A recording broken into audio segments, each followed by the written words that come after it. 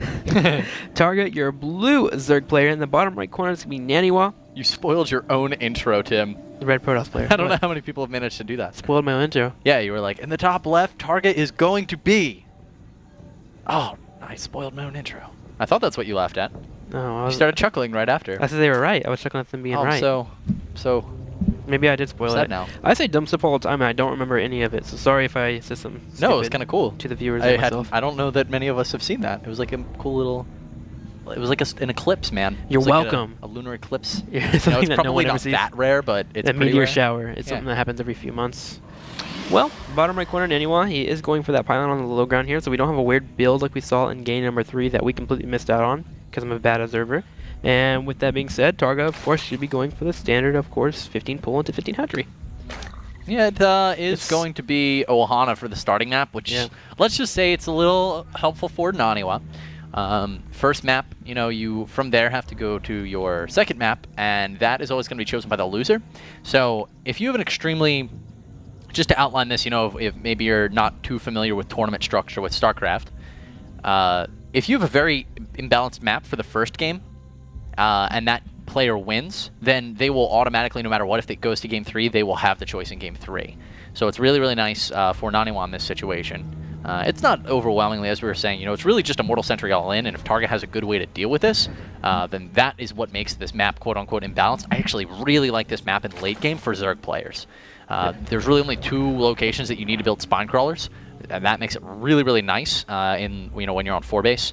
And after that, I mean, it's super easy to spread creep. You have complete map control, but here we are now. NaNiwa actually did not open Nexus first. He is respecting his opponent Targa, as we are now in the finals. So NaNiwa is actually going for a photon cannon rush, as he's respecting his opponent to the fullest here, because his opponent didn't throw down an Overlord here. Oh, and he's not even sending down a drone. Nope. Live Zerg realized that's so late. Zerglings are coming down. The cannon's just getting started, though. See if he's got enough DPS to get this one on the right. NaNiwa needs to hold position as pro. In fact, he's just going to throw down a second cannon, block it off for a second or 2 here. If he can hold position, the Probit eats up a little, but we see actually Targa. Oh my gosh. And he lets it get down in the second location. Wow.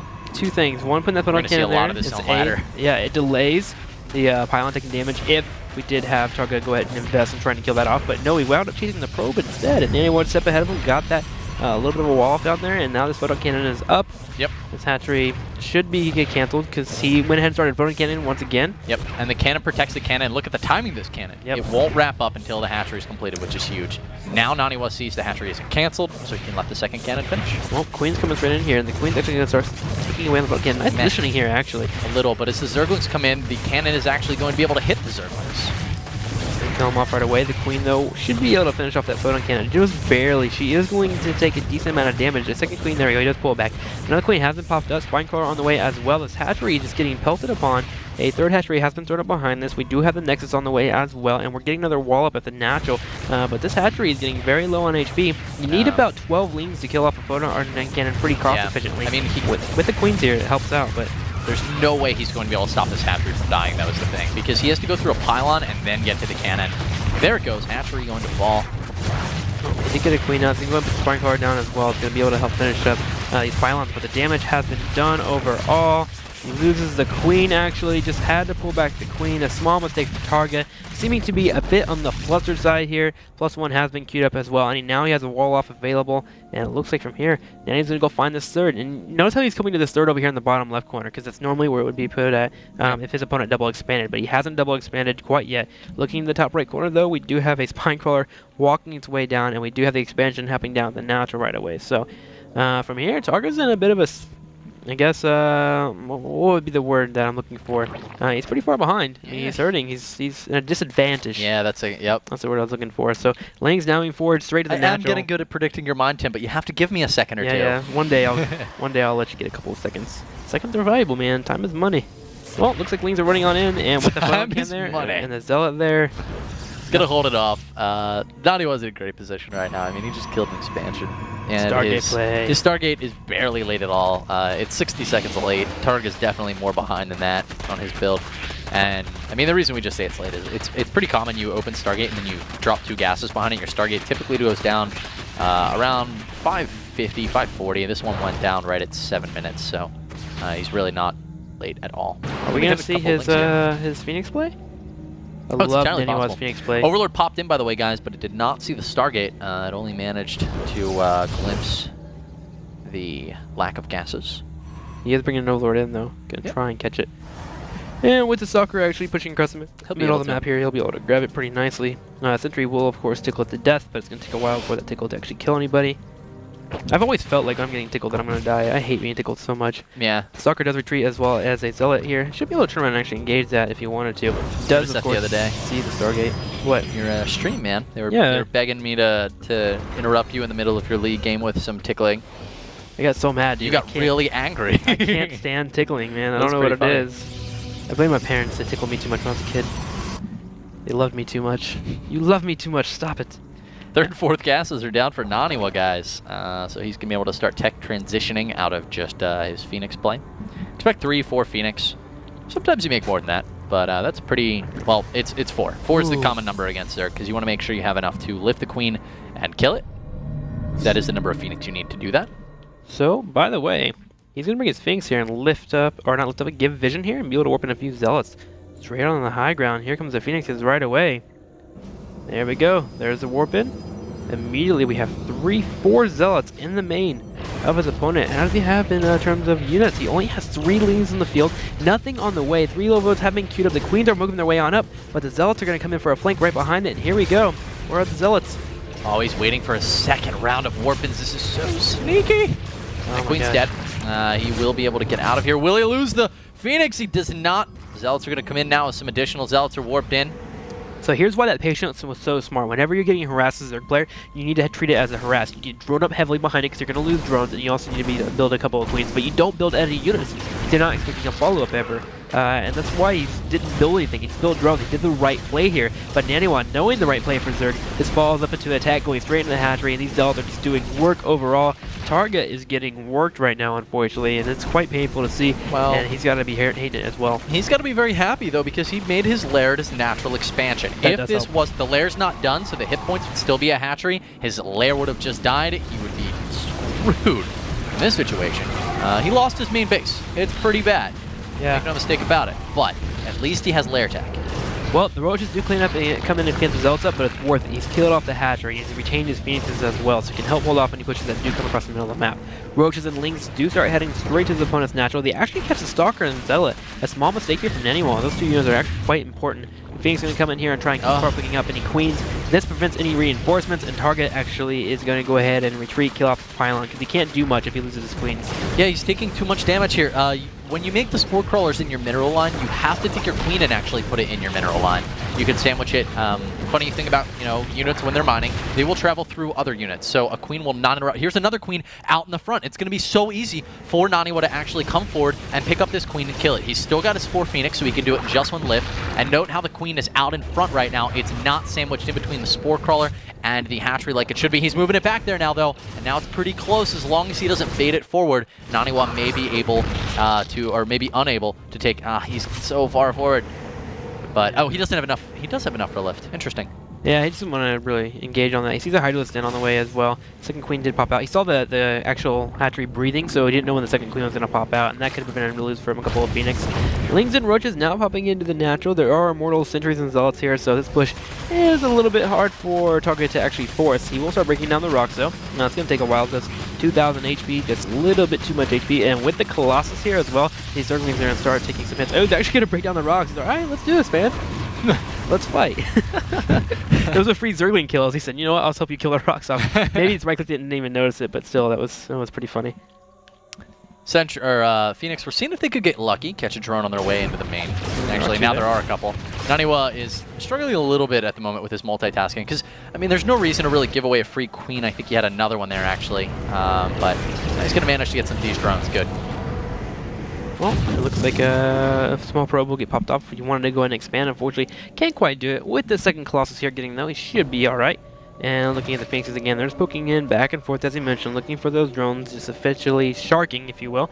Robox Bay on the way, Thermal Lance has been queued up. We do have Blink now starting out as well, so NaNiwa is very content with just moving up in tech. And with the Hydras popping out, now suddenly he has to pull back. You can't be too careful with Phoenix Blade. Oh, he's going to snoop in. They're on right click, actually. But there are more arriving. Definitely missed his grab lifts there. Now with the Hydras reinforcing, that Phoenix does get away, though. Yeah, it seemed to be a small misclick there, but does know that his opponent has gone Roach Hydra now. He's going to be okay with that, especially with him moving into Colossi tech. A little bit curious. Okay. Yeah. I would have, you know what, if I were NaNiwa, PP please, pause the game, go bake yourself a cake, put some candles on it, blow them out. Couldn't be any more happy, man. He rushed for Colossus against Hydralisk. This is really, really nice for NaNiwa. It's going to be a little tough for Targa. He's working his way now to Aspire, but because of the amount of gas he put into those Hydras, it's going to be really tough to get the Corruptor count he needs. Let's get an idea of how much Ross he's done. 61 to 54. Targa is still behind a drone count. Every time I check, he's constantly been behind. And this is a testament to A, killing off this hatchery, and him keeping up with the, oh my gosh, careful there, buddy. Almost losing his Phoenixes. And if those Hydras had caught those Phoenix, Targa would have been feeling pretty strong. He would have finally been able to get that harass out of his face and able to maybe move down this fourth. The expansion secured pretty nicely. He's able to spread some overlords around the sides of the map, which he can't do right now. I would be surprised to see NaNiwa later follow up with some, like in the later stages of the game, after he's done with Colossi, make some War Prism play happen. Because Targa's not going to have overlords on the side, most likely. He's been so concerned right now about tightening up and getting all his overlords tucked into his base so he's not losing them. He's going to have to remember at some point to reestablish the perimeter of his base. Targa's doing a good job, though, through all of this multitasking, through all his defense. He's been moving his creep forward as well, though, so that's quite helping him. And he's kind of been forced to, because without overlords, you need to get some kind of vision, as you mentioned, and those creature murders really help out. Third has been established here for NaNiwa. It's about to finish up very soon, starting off his little wall off as well. It's going to be quite helpful for him, too. And the Phoenix is just kind of now at the moment just sharking around. Not going to be able to do any much damage anymore, just trying to keep tabs as the army is in the middle of the map, just trying to keep him in the peripheral here and just making sure no aggressive plays are coming his way. And that also allows him to keep checking upgrades, making sure that his opponent hasn't gone too far in the upgrade range. And he's actually gotten +1, which is kind of hurtful. And wow, yeah. Because right now he's at 2-1 in upgrades, 3-1's about to finish up, and he only has +1 in Carapace. Yeah, these units are just going to milk. Very lacking army, actually. Targa, what's his Corruptor count right now? I believe this is all he has right here. He has a total of 10 on the field, so he has 4 more to group up after this. Well, he's going to need to obliterate these Colossus, really, really catch them out of position. Which, I mean, is not going to be impossible. NaNiwa doesn't have an incredibly large amount of anti-air, but it's not going to be an easy task by any means. That's the only way for Targa to be able to deal with this army, really. He is trying to get +1 air attack out, though, so that's going to really help out in terms of getting rid of those Colossus. If he can get rid of them really quickly, maybe Roach Hydra with the Link support can deal with the army very quickly, but there are 3 Colossi here, and he has Sphinx here as well for the anti-air.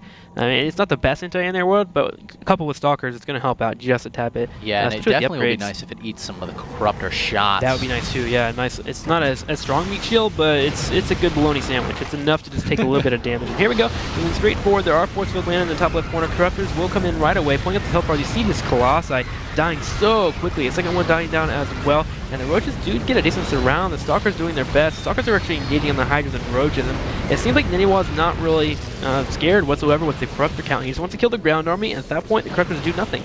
Yeah, the Corruptor count is really high, which was nice. He took down the Colossus super fast, but there were only 3. And now we're in a position where with no Infestors, no fungal growth, and a lot of Corruptors doing nothing, NaNiwa is getting in some serious hurt to Targa's unit composition on the ground. Queens with some very nice transfuses, though, on the Hydralisks. That's impressive stuff, but NaNiwa is not going to care. He's going to blink forward, kill off the remnants of Targa's army. We'll see if he can force the GG in a moment. Even with the corruption, Targa just can't get a win there. And GG, well played, has been called. NaNiwa will be taking the Series 1-0 in a best-of-3 series. Can he take out the game number 2? We'll see very, very soon here. Yeah, I mean, game was pretty cool, though. That's what NaNiwa needed. He had to win on this first map because now he guarantees that if it goes to ace match, the map is going to be in his choice. And Targa, you know, he played a good game there, but ultimately he forced out a lot of NaNiwa forced a lot of Hydras, man. He did. He did. And you know, for a second there, the Hydras with their DPS, had he kept up in upgrades, I think he may have been able to hold that Starker army pretty nicely. But Actually, the upgrades yeah, like were so lacking. You can't take +1 Carapace versus 3-1 upgrades against the Protoss army. They're naturally way more cost efficient than it's any actually Zerg. a 3 upgrade advantage. Yeah, it is straight up and for everything. It's not like painful. It's not like a Zerg who has a 3 upgrade advantage, like with you know, they have +2 Roach attack and Carapace versus 0/0, but a lot of their army is Lings, so they just have 1 Carapace.